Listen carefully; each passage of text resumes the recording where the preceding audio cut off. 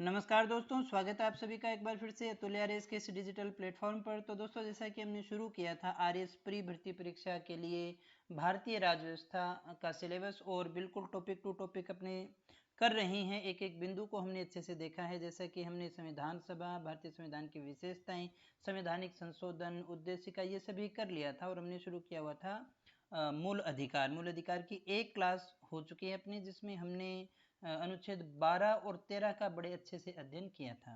मुझे उम्मीद है सभी क्लासेज आपको अच्छे से समझ में आ रही है और ये वीडियो सीरीज आपके लिए बहुत ही लाभदायक साबित हो रही है। सच में अगर आपके काम आ रही है तो पहले वीडियो को लाइक जरूर कीजिएगा, शेयर जरूर कीजिएगा और बिल्कुल पूरा देखिएगा, इत्मीनान से देखिएगा। बहुत अच्छा कंटेंट है और इस तरह से तैयार किया गया है कि सारा सिलेबस आपका इसमें कवर होता है। इसके अलावा कहीं से आपको कुछ और पढ़ने की आवश्यकता नहीं पड़ने वाली है। तो चलिएगा, आज की क्लास में जो हम बात करने वाले हैं वो मूल अधिकार के विषय में ही बात करेंगे। दूसरा जो हमारा भाग है इसका मूल अधिकार का, थोड़ा लंबा टॉपिक है, तो 4 से 5 क्लासेस इसकी हो सकती है। दोस्तों, ये जो वीडियो सीरीज है हमारी वो आधारित है हमारे क्लास नोट्स पर, जो हैंड रिटन नोट्स होते हैं उन्हीं पर, इसलिए ताकि आपका सिलेबस जल्दी से हो सके। तो चलिएगा, बिना समय खराब किए चलते हैं हम हमारी पीडीएफ की तरफ और बात करते हैं मूल अधिकारों के विषय में। तो दोस्तों, कल हमने पढ़ लिया था अनुच्छेद 12 और 13। 12 और 13 के अंदर हमने राज्य की परिभाषा देखी 12 में और मूल अधिकारों से असंगत विधियों के विषय में बात की थी। अब हम चलते हैं मूल अधिकारों की तरफ, जो हमारे मुख्य अधिकार हैं जिनके विषय में हमें पढ़ना है। तो अगर हम बात करें मूल अधिकारों की संख्या कितनी है, तो ध्यान दीजिएगा दोस्तों, मूल जो हमारा संविधान था, मौलिक संविधान के अंदर हमारे 7 मूल अधिकार थे। कितनी थी मूल अधिकारों की संख्या? 7 थी। तो क्या अभी वर्तमान में भी इनकी संख्या 7 ही है क्या? जी नहीं, वर्तमान में मूल अधिकारों की संख्या कितनी है? 6 है। वर्तमान में हमारे पास में कितने मूल अधिकार हैं? 6। जब संविधान बना तब कितने थे? 7। अब कितने हैं? 7 के बजाय कितने रह गए? 6। तो फिर एक कहाँ गया? और एक जो था वो कौन सा था? तो ध्यान दीजिएगा, 44वें संविधान संशोधन 1978 के द्वारा, जैसा हमने पीछे देखा था कि मूल अधिकारों में अगर हमें संशोधन करना है तो संविधान संशोधन के माध्यम से 368 के द्वारा किया जाता है। दोस्तों, तो यहाँ पर देखिएगा, मूल अधिकारों में जो संशोधन है उसमें पहला 44वें संविधान संशोधन की बात करते हैं। इसके द्वारा मूल अधिकारों में से संपत्ति के मूल अधिकार को हटा दिया गया, जो अनुच्छेद 31 में हुआ करता था, आर्टिकल 31 में था, उसको हमने वहां से हटा दिया। किससे हटा दिया? मूल अधिकारों की श्रेणी से हटा दिया। और इस मूल अधिकार को हमने क्या बना दिया दोस्तों? कानूनी अधिकार बना दिया। यानी मूल अधिकार था संपत्ति का, सबको संपत्ति अधिकार, संपत्ति रखने का अधिकार था, उस अधिकार को मूल अधिकार से हटाकर अब कानूनी अधिकार बना दिया गया है। तो अगर आपसे पूछा जाए वर्तमान में संपत्ति का अधिकार क्या है, तो वो मूल अधिकार नहीं है बल्कि एक कानूनी या विधिक अधिकार है। जब ये 44वां संविधान संशोधन हुआ, यानी जिस समय जो है मूल अधिकारों में परिवर्तन हुआ, उस समय राष्ट्रपति कौन थे? वो थे नीलम संजीव रेड्डी। और प्रधानमंत्री की बात करें वो कौन थे? तो वो थे मोरारजी देसाई। मोरारजी देसाई जो थे वो प्रधानमंत्री थे जनता पार्टी की सरकार से। अब थोड़ा सा ये देखें भी, संपत्ति का अधिकार जिसकी हमने बात की थी अनुच्छेद 31 में था, मूल अधिकार अब नहीं है। अब ये क्या है? अब ये एक विधिक अधिकार रह गया है। पूर्व में ये था भाग 3 के अंदर और अनुच्छेद 31 और 19(1)(f) के अंतर्गत इसकी बात की गई थी। वर्तमान में ये 12 में चला गया है और 300 कै, अनुच्छेद 300 कै के अंदर इसे क्या बना दिया गया है दोस्तों? एक कानूनी अधिकार बना दिया गया है। तो संपत्ति का अधिकार अब मूल अधिकार नहीं है बल्कि संवैधानिक और वैधानिक, या फिर हम इसे कह सकते हैं एक कानूनी अधिकार है, जिसके रूप में हम इसे देखते हैं। अब हम बात करें मूल अधिकारों की संख्या की, तो मूल अधिकार हमारे पास में 6 हैं। कौन कौन से हैं? थोड़े आर्टिकल भी हमें याद रखने। तो मूल अधिकार जो है, जिसमें पहला आता है समानता का अधिकार। यहाँ दोस्तों हमें याद रखना है कहाँ से कहाँ तक है, तो 14, 15, 16 और 17 और 18। अब आप कहें भी यहाँ पर गिनती क्यों लिखी? गिनती इसलिए क्योंकि यहाँ पर कई बार उसने पूछा भी हुआ है कि मूल अधिकारों में, समानता के अधिकार में कितने अनुच्छेद हैं। तो आपको पता होना चाहिए 1, 2, 3, 4 और 5। इस तरह से हम देखें तो 5 अनुच्छेद हैं जो मूल अधिकारों से संबंधित है, मूल अधिकारों में समानता के अधिकार से संबंधित है। और पहला अधिकार हमारा कौन सा है? समानता। तो समानता होगी तो सभी के लिए क्या होगी? स्वतंत्रता। आप इनको जोड़े के रूप में याद रखें, समानता और स्वतंत्रता। तो स्वतंत्रता का अधिकार 19, 20, 21 और 22 यानी 4 अनुच्छेदों में आपको मिलेगा। 19, 20, 21 और 22 स्वतंत्रता का अधिकार है। दूसरा, तीसरा है शोषण के विरुद्ध अधिकार। शोषण के विरुद्ध अधिकार है 23 और 24, 2 आर्टिकल हैं इससे संबंधित। फिर हम बात करें धार्मिक स्वतंत्रता का अधिकार, हमारे यहाँ पर धार्मिक स्वतंत्रता भी है और ये है 25 से 28 तक ये दिया गया है। कहाँ से कहाँ तक है दोस्तों? 25 से 28, 25, 26, 27 और 28 यानी यहाँ पर भी कितने आर्टिकल हो गए? 4 आर्टिकल हमारे पास में आते हैं। शिक्षा व संस्कृति के अधिकार में 3 आर्टिकल हमारे पास में आते हैं और ये संवैधानिक उपचारों का अधिकार है, उसके अंदर एक ही आर्टिकल है, वो है 32। 31 को जैसा हमने देखा था संपत्ति का अधिकार था, उसे हटा दिया गया है। अब एक एक करके बड़े अच्छे से हम इसको डिस्कस करने वाले हैं। काफी इंपॉर्टेंट टॉपिक है दोस्तों, यहाँ पर क्वेश्चन आते हैं, इसीलिए हमें इसको ध्यान से और आराम से पढ़ना पड़ेगा।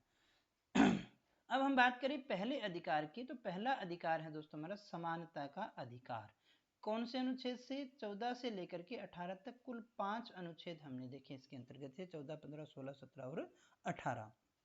अब एक एक करके सभी आर्टिकल को हम समझने की कोशिश करते हैं दोस्तों। यहाँ सबसे पहले हम बात करें अनुच्छेद 14 की, तो अनुच्छेद 14 के अंदर 2 बातें हैं दोस्तों। एक तो है विधि के समक्ष समता, यानी कानून के सामने सारे बराबर हैं। इसको समझिएगा, 2 बातें कर रहा है आर्टिकल 14। ये कहता है कि विधि के समक्ष समता यानी विधि के सामने सारे समान हैं, और दूसरी बात कि विधि का सभी को समान संरक्षण दिया जाएगा। पहली बात, कानून के सामने सब समान हैं और कानून जो है सभी को समान रूप से संरक्षण देगा, यानी संरक्षण देते समय किसी के साथ में किसी प्रकार का भेदभाव वो करने वाला नहीं है दोस्तों। तो यहाँ हम देखें, इसमें से जो धारणा निकल करके आती है वो है दोस्तों हमारे यहाँ विधि के शासन की। अनुच्छेद 14 क्या कहता है कि विधि का शासन होगा, तो विधि के शासन का मतलब ही क्या होता है? विधि के शासन का मतलब है विधि के समक्ष समानता, सभी नागरिक समान होंगे और विधि सबको समान रूप से संरक्षण देती है दोस्तों। तो विधि के समक्ष समता से संबंधित अगर हम बात करें, ये जो विचारधारा है विधि के समक्ष समता की, हमने कहाँ से ली है? नंबर 1, इस बात को हमने लिया है ब्रिटेन से। बहुत अच्छे अच्छे प्रश्न यहाँ से बनते हैं। कहाँ से लिया है? विधि के समक्ष समता को ब्रिटेन से लिया है। और विधि के समक्ष समता का तात्पर्य क्या है? तो सबके लिए एक समान विधि। ये कहता है भी कि कानून सबके लिए क्या होगा? बराबर होगा। तो यहाँ सबके लिए समान विधि की हम बात करते हैं, सबके लिए एक समान विधि। कानून क्या होगा दोस्तों? कानून सबके लिए बराबर है, यानी कानून के सामने क्या नहीं होगा? कोई भी छोटा या बड़ा नहीं होगा। आगे स्पष्ट भी किया गया है कि कानून के द्वारा किसी को विशेषाधिकार या भेदभाव को किसी प्रकार की कोई मान्यता नहीं दी गई है। यहाँ समझिएगा एक बार फिर से, विधि के समक्ष समता का मतलब है सबके लिए एक समान विधि होगी। ये किसी को भी विशेषाधिकार या भेदभाव को मान्यता नहीं देती है। इसका मतलब ये हुआ कि कानून के सामने कोई भी व्यक्ति बड़ा या छोटा नहीं है। किस रूप में? कोई जातिगत, धर्म के आधार पर या पैसे के आधार पर कोई बड़ा छोटा नहीं है। कानून के सामने सारे बराबर हैं। पहली बात कि कानून के सामने कोई भी व्यक्ति छोटा या बड़ा नहीं है, कोई भी व्यक्ति कानून से बड़ा नहीं है, ये भी याद रखिएगा। भारत में संविधान सर्वोपरि है, कानून से बड़ा व्यक्ति नहीं है, कानून से बड़ा कोई भी नहीं है दोस्तों। और कानून सबके लिए क्या है? बराबर है। कानून के सामने कोई भी छोटा या बड़ा नहीं है। तो उसका सीधा सीधा अर्थ रखते हैं कि कानून सभी के समक्ष क्या है? समान है दोस्तों। सिंपल सी बात है, समझ में आ गई होगी कि कानून का मतलब ही होता है सबके साथ समानता। ये विधि के लिए एक नकारात्मक व्याख्या करती है। विधि के शासन की ये क्या कर रहा है दोस्तों? नकारात्मक व्याख्या। इसी को अपने विधि का शासन बोलते हैं। ये विधि के शासन की एक नकारात्मक, अभी हम कह रहे हैं कि बड़ा नहीं है तो फिर ये तो पॉजिटिव होनी चाहिए। नेगेटिव बात क्या है? अब नेगेटिव बात का मतलब ये है कि अब हो सकता है किसी भी व्यक्ति के, जैसे आप मान लीजिएगा एक कोई परिवार है, इसमें 3 संतानें हैं। एक बहुत होशियार है, दूसरा भी ठीक है, तीसरा बहुत ही मंदबुद्धि है, कमजोर है, शारीरिक रूप से भी दिक्कत है।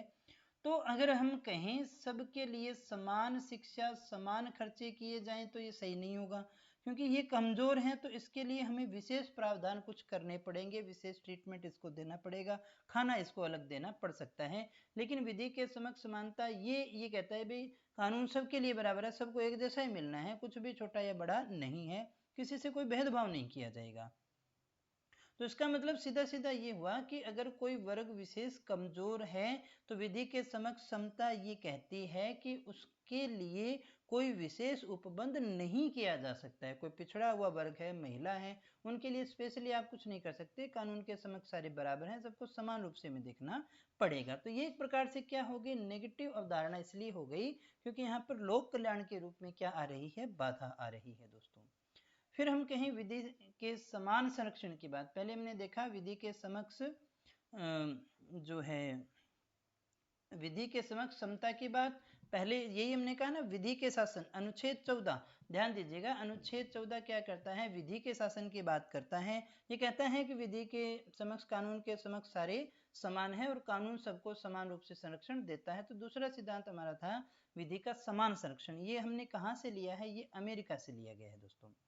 ये कहता है कि विभिन्न समूह और व्यक्तियों के लिए क्या कर सकता है, अलग अलग विधि अपने बना सकते हैं। कोई एक समूह है उसके लिए अपने अलग विधि बना सकते हैं उसकी आवश्यकताओं के अनुसार, दूसरे समूह या समुदाय के लिए, व्यक्तियों के लिए हम एक अलग विधि बना सकते हैं उनकी आवश्यकता के अनुसार। तो इसके अनुसार भेदभाव किया जा सकता है, लेकिन भेदभाव कैसा होगा, युक्ति युक्त भेदभाव। भेदभाव कैसा होगा, युक्ति युक्त भेदभाव होगा दोस्तों। अब युक्ति युक्त भेदभाव के अंदर देखिएगा हम कौन से उदाहरण ले सकते हैं, जैसे राष्ट्रपति है, राज्यपाल है, सांसद है, विधायक है, इन सभी को क्या दिए गए हैं, विशेषाधिकार दिए गए हैं। जैसे सत्र चल रहा है तो इन्हें गिरफ्तार नहीं किया जा सकता, कोई मुकदमा नहीं लाया जा सकता, दंडिक कार्यवाही नहीं की जा सकती, कोई सिविल कार्यवाही है तो भी 2 माह पहले जो है इनको नोटिस देना होगा, उसके बाद में कार्यवाही की जा सकती है। तो ऐसा किसी सामान्य व्यक्ति के लिए होता है क्या, नहीं होता। तो फिर भी भेदभाव किया जा रहा है, पर ये जरूरी है, ये यही हमें समझना है कि ये भेदभाव कैसा है दोस्तों, युक्ति युक्त है, कारण सहित है। क्योंकि राष्ट्रपति के विरुद्ध ऐसे तो फिर कोई भी ले आएगा, बहुत महत्वपूर्ण पद है तो फिर कोई वो कार्य नहीं कर पाएंगे। और वैसे भी मानते हैं इन पदों पर जो बैठे हैं बहुत ही गणमान्य व्यक्ति हैं, तो इसलिए भी हमेशा एक कह सकते हैं कि इनको ये विशेषाधिकार दिए गए ताकि शासन सुचारू रूप से चलता रहे दोस्तों, इसलिए इनको विशेषाधिकार दिए गए हैं।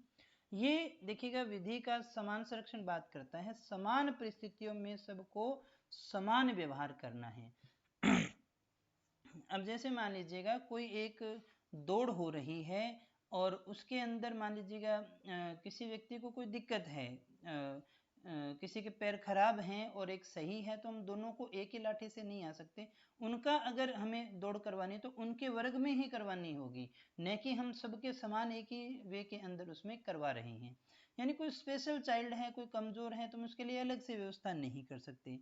ये कहता है विधि के समक्ष समान समता की बात। लेकिन यहाँ ये कह रहा है भी समान परिस्थितियों में समान व्यवहार करना चाहिए, है ना। जिन लोगों की परिस्थिति समान है उन्हीं के साथ वैसा व्यवहार किया जा सकता है। जैसे पुरुष और महिला दो अलग अलग प्राणी हैं, उनकी शारीरिक और मानसिक संरचना अलग होती है, उनके व्यवहार अलग होते हैं, तो दोनों के सामने एक ही समय में एक जैसे व्यवहार अपने नहीं कर सकते हैं। जहाँ परिस्थितियां समान होंगी वहीं समान होंगे, जहाँ परिस्थितियां असमान हैं तो वहां पर हमें विधि का समान व्यवहार ही देखना पड़ेगा।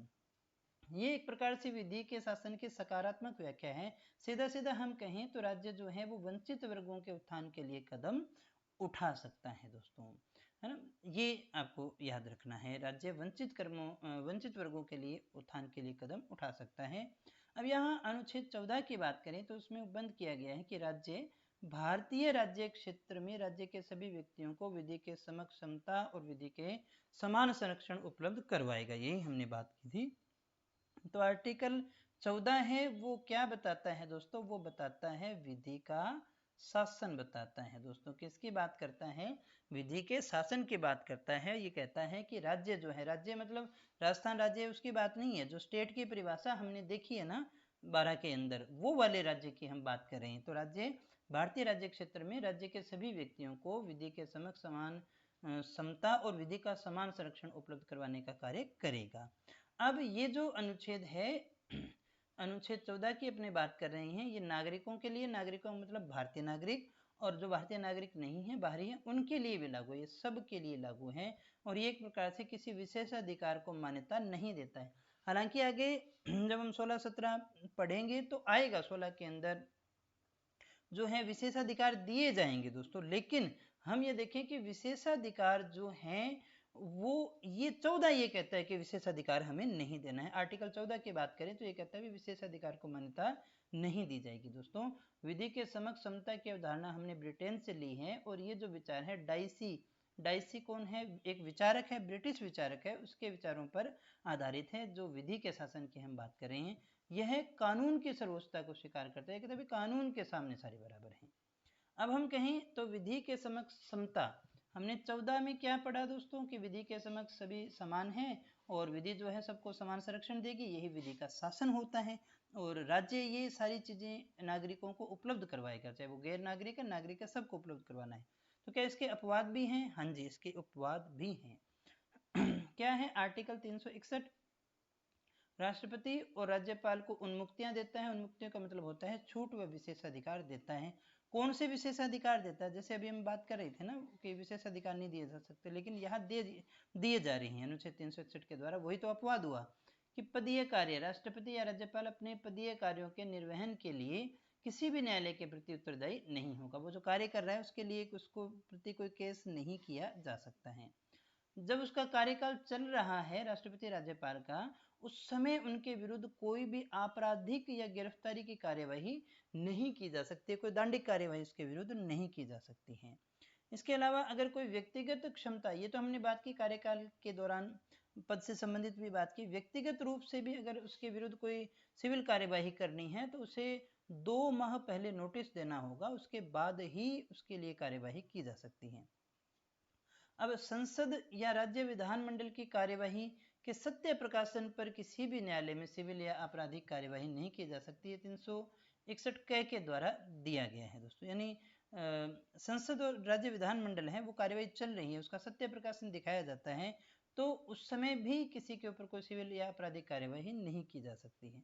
105 में विशेषाधिकार दिए गए हैं किसको? सांसद को। याद रखिएगा, बहुत इंपॉर्टेंट क्वेश्चन है। आर्टिकल 105 क्या करता है? सांसदों को विशेषाधिकार देता है। आर्टिकल 194 की बात करें तो जहां 105 सांसदों से संबंधित है, वैसे ही 194 जो है विधानमंडल, राज्य विधानमंडल के सदस्यों को विशेषाधिकार देता है दोस्तों। एक केस हुआ शर्मा बनाम श्री कृष्णवाद। इसमें न्यायालय ने कहा कि संसदीय विशेषाधिकारों और मूल अधिकारों में यदि कभी टकराव होता है, संघर्ष की स्थिति होती है, तो हम क्या करेंगे? ध्यान दीजिएगा कि संसदीय विशेषाधिकार हैं और किसी के मूल अधिकार बीच में आ रहे हैं, तो प्राथमिकता किसको दी जाएगी? संसदीय विशेषाधिकारों को वरीयता दी जाती है दोस्तों, ये इसमें कहा।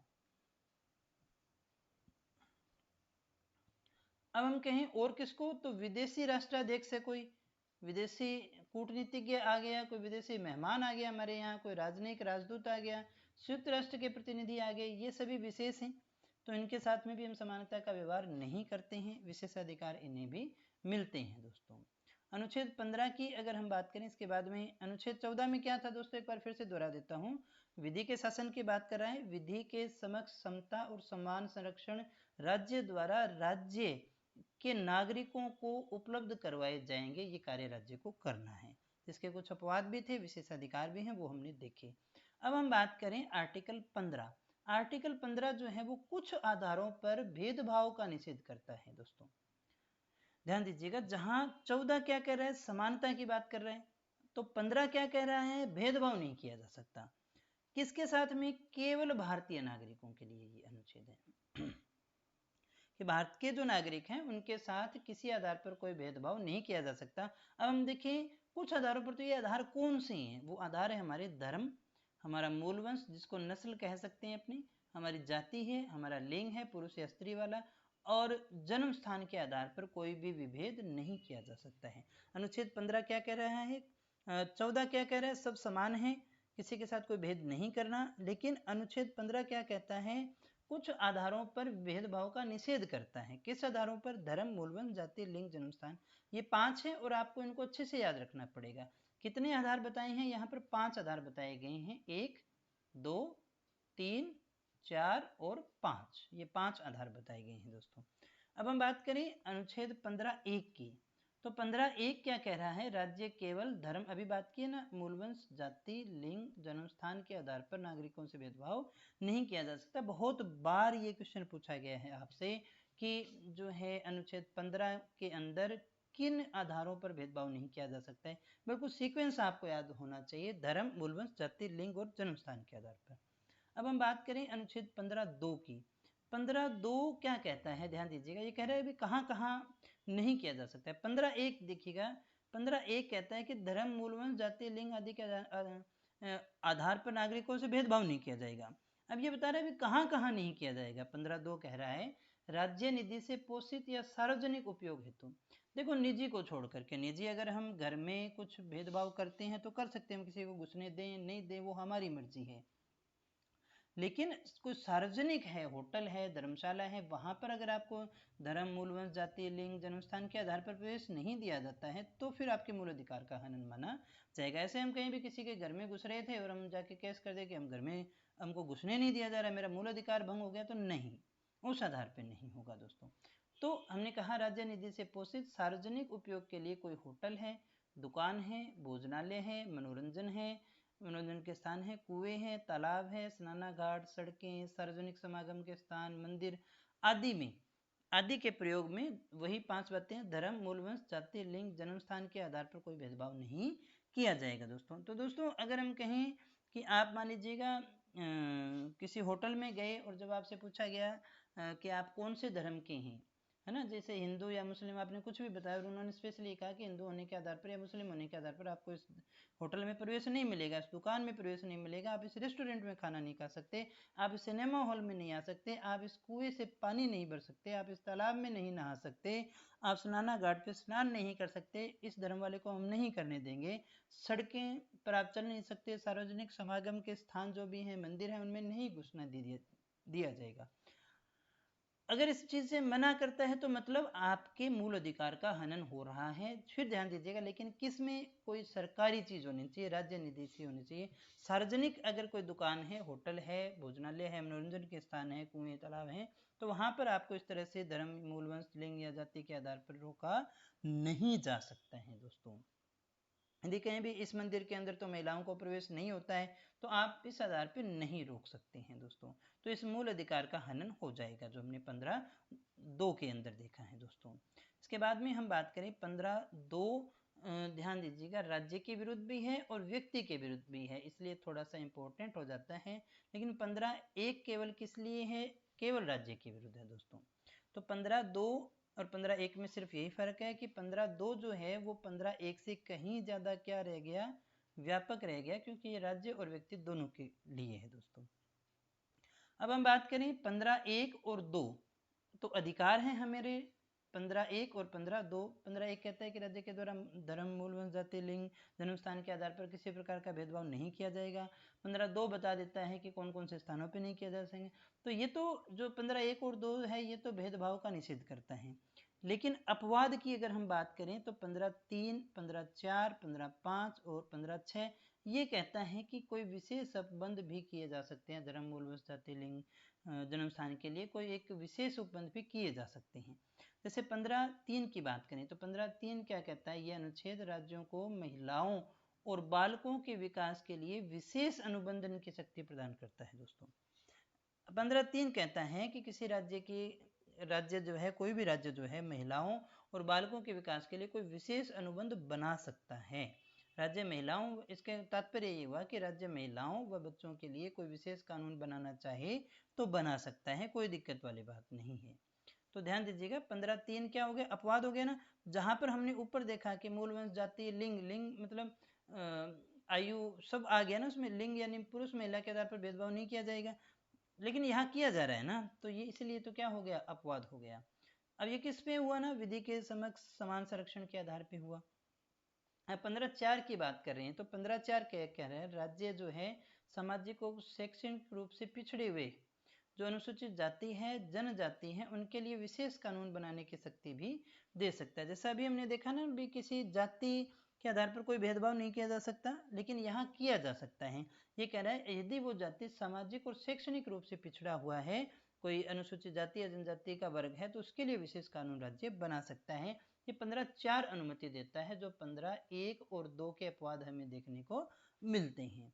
अब हम बात करें अनुच्छेद 15(4) की, तो अनुच्छेद 15(4) जो है वो स्टार्टिंग से नहीं था, इसे जोड़ा गया था चंपाकम द्वैराजन बनाम मद्रास राज्यवाद में। सुप्रीम कोर्ट ने एक फैसला लिया, उसमें इसको लागू करने के लिए जो है पहले संविधान संशोधन के द्वारा इसे जोड़ा गया है, ये भी याद रखिएगा। प्रथम संविधान संशोधन जब हुआ उसमें 15(4), 31A, 31B और 9वीं अनुसूची को जोड़ा गया था। तो पहला जो संशोधन है वो तो हमेशा इंपॉर्टेंट होता ही है। अब हम बात करें अनुच्छेद 15(5) की। 15(5) क्या कहता है, ये भी अपवाद ही है ना, कि राज्य सामाजिक व शैक्षणिक रूप से पिछड़े हुए वर्गों SC और ST के लिए केंद्रीय व निजी संस्थानों में प्रवेश के लिए कानून बना सकता है।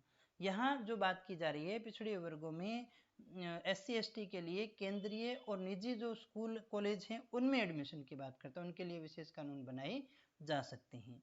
15(6) की हम बात करें तो 15(6) कहता है कि अनुच्छेद 15(4) और 15(5) महिलाओं, बच्चों, SC ST आदि को छोड़ करके जिनका भी उल्लेख 15(4) और 15(5) में किए गए, उनके अलावा कोई वर्ग बनता है जो आर्थिक रूप से दुर्बल समुदायों के अंतर्गत आता है, तो उसके लिए भी विशेष प्रावधान कर सकता है, जैसे EWS वगैरह हो गया, तो उसके लिए भी किया जा सकता है दोस्तों। जैसे अभी हाँ ये देखा ना हमने कि EWS के लिए निजी शिक्षण संस्थानों में प्रवेश के लिए ये आदेश जो है वो जारी किया गया है। थोड़ा टिपिकल है, तो एक बार मैं इसको फिर से 15 को बता देता हूँ ताकि जो चीज़ें हैं वो हमें थोड़ी सी याद रह जाएं। चलिए सारा ही एक बार मैं दोहरा देता हूँ, और बड़ा अच्छा है, ये काम की चीज़ें हैं। तो मूल में 7 मौलिक अधिकार थे हमारे पास में, ये हमने देख लिया था, इसमें कुछ विशेष है नहीं। सीधा हम चलते हैं मौलिक अधिकारों में। जो हमारा पहला मौलिक अधिकार है समानता का अधिकार। समानता का मौलिक अधिकार है 14 से 18 में है। 14 और 15 के विषय में आज हमने बात की है। 14 क्या कहता है, विधि के शासन की बात करता है, जिसमें विधि के समक्ष समता और विधि के समान संरक्षण की बात की गई है। विधि के समक्ष समता जो है हमने ब्रिटेन से ली है। ये कहता है भी सबके लिए एक समान विधि होगी, किसी के लिए कोई विशेषाधिकार नहीं होगा, भेदभाव नहीं किया जाएगा, कानून के सामने कोई व्यक्ति छोटा या बड़ा नहीं है और कोई भी व्यक्ति कानून से भी बड़ा नहीं है। इसका मतलब ये हुआ कि कानून के समक्ष सारे के सारे व्यक्ति क्या हैं, समान हैं।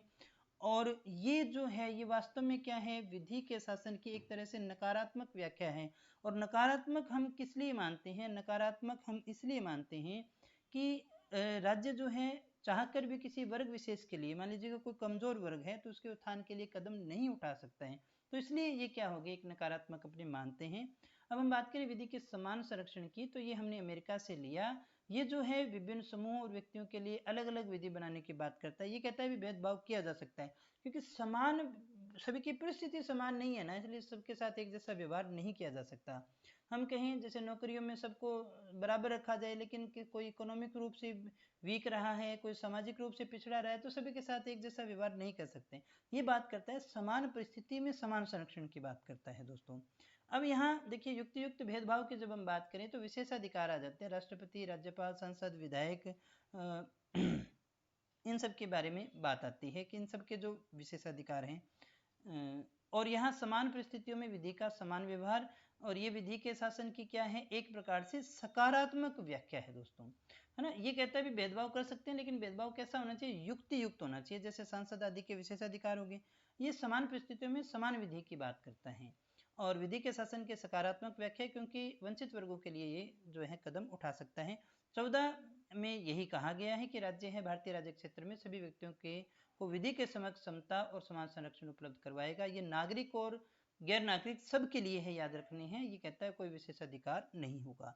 विधि के समक्ष समता की अवधारणा जो है हमने ब्रिटिश विचारक डाइसी से ली है, वही इसकी बात करता है। अपवाद हमने देखे 361 हैं। इसके अलावा सांसदों आदि के विशेषाधिकार है, ये अपने पढ़ चुके हैं, दोबारा इसको बताने की आवश्यकता नहीं है। सीधे हम 15 की बात करें। 15 कहता है भेदभाव नहीं किया जा सकता कुछ आधारों पर। वो आधार है हमारे पास में 5: धर्म, मूलवंश, जाति, लिंग, जन्म स्थान। ये सीक्वेंस से आपको याद होना चाहिए। 15(1) क्या कहता है, 15(1) कहता है कि धर्म, मूलवंश, जाति, लिंग, जन्म स्थान के आधार पर भेदभाव नहीं किया जाएगा। 15(2) कहता है कहाँ कहाँ नहीं किया जाएगा, कोई होटल, सार्वजनिक, सिंपल से याद रखें, कोई सार्वजनिक चीज है तो वहां पर नहीं किया जा सकता है। निजी है तो उसकी मर्जी है ना, वो क्या करे। तो 15(2) जो है राज्य और व्यक्ति दोनों के विरुद्ध है, 15(1) केवल राज्य के विरुद्ध है, इसलिए 15(2) एक से थोड़ा सा व्यापक हो जाता है। अपवाद के रूप में हम देखें 15(1) और 2 जहां भेदभाव का निषेध करता है, वहीं जो 15(3), 4, 5, 6 है वो विशेष उपबंध भी करवाता है दोस्तों। अब हम बात करें 15(3). क्या कहता है? महिलाओं और बच्चों के लिए विशेष अनुबंधन करने की शक्ति देता है। 15(4) सामाजिक और शैक्षणिक रूप से पिछड़े SC ST के लिए विशेष कानून बनाने की शक्ति देता है। 15(5) जो है वो SC ST के लिए शिक्षण संस्थानों में जो है आरक्षण की बात करता है, विशेष कानून बनाने की बात करता है दोस्तों। और यहाँ पर देखिए 15(6) की बात करें तो ये आर्थिक रूप से जो दुर्बल समुदाय हैं 15(4) और 5 के अलावा उनके लिए विशेष प्रावधान की शक्ति देता है, जो EWS के लिए 10% आरक्षण की बात शिक्षण संस्थाओं में प्राइवेट इंस्टीट्यूशन में की गई है उसकी बात करता है दोस्तों। तो दोस्तों ये थी हमारी आज की क्लास। मुझे उम्मीद है सारी बातें आपको अच्छे से समझ में आ गई होगी। सच में समझ आई हो तो वीडियो को लाइक करना, कमेंट करके जरूर बताइएगा। कोई सुझाव हो तो आपके लिए ही है ये क्लासें, हम बिल्कुल उसमें सुधार करेंगे। मिलते हैं कल की क्लास में कुछ नए टॉपिक के साथ और इसी को आगे बढ़ाएंगे, जल्दी ही पूरा करेंगे। टॉपिक थोड़ा लंबा है, थोड़ा सा इसी में दिक्कत आनी है, बाकी अपना स्पीड से चलता रहेगा। आज के लिए इतना ही, बहुत बहुत धन्यवाद।